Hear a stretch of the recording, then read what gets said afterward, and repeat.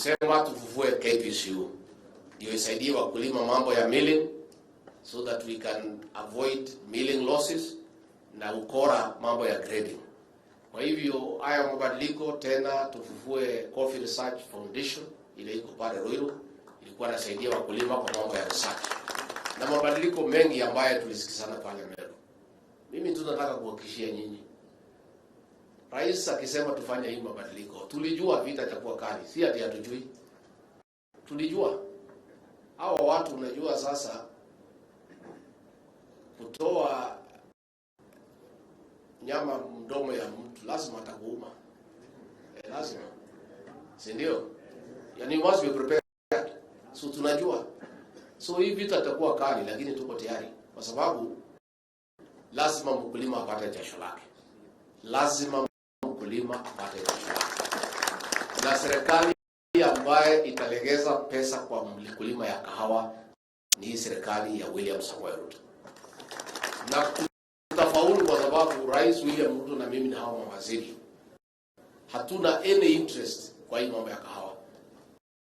Interest yetu ni ile kahawa tunaweza kuwekewa kwa kikombe kukunywa. That is as far as our interest goes. Na kwa hivyo hawa watu ambaye wamekuwa wako hapa katikati ya mkulima na mkunywaji ya kahawa ndio tunapambana na hao polepole. Hivi juzi walikuwa wameanza propaganda ya magazeti kusema sekta ya kahawa imeharibika, tuko na kahawa, hakuna mtu ya kununua. Juzi walisema hatutanunua kahawa, hatutaki hii mabadiliko, wacha mambo ile vile likuweko, wakiendelea hii mabadiliko tutakataa kununua kahawa. But there is no problem. Hata mkataa kununua kahawa iko shida gani? Serikali inajipanga. Tunatayarisha pesa. Wakisema wanunui, serikali italipa wakulima, tuweke kahawa kwa stock, tuitafutie soko. There is no problem. Hakuna shida hata kidogo. So sisi tutashika shingo. Mtavumilia mateke?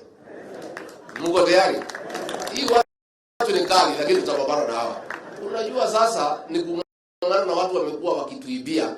Tunawaambia hapana, hii pesa mnakula wacha iende kwa mkulima, ndio mwenye kahawa na ndio mwenye kutoa jasho, shamba ni lake, wafanyikazi ni wake, mbolea ni yake, yeye ndiye mwenye kuchuna, ndio mwenye kupeleka factory. Itakuwaje yule mtu amefanya kazi yote anapata kitu kidogo, yule tu amekuja kuchukua na kupeleka soko anapata kila kitu? Hiyo ni maneno ambayo hayawezekani.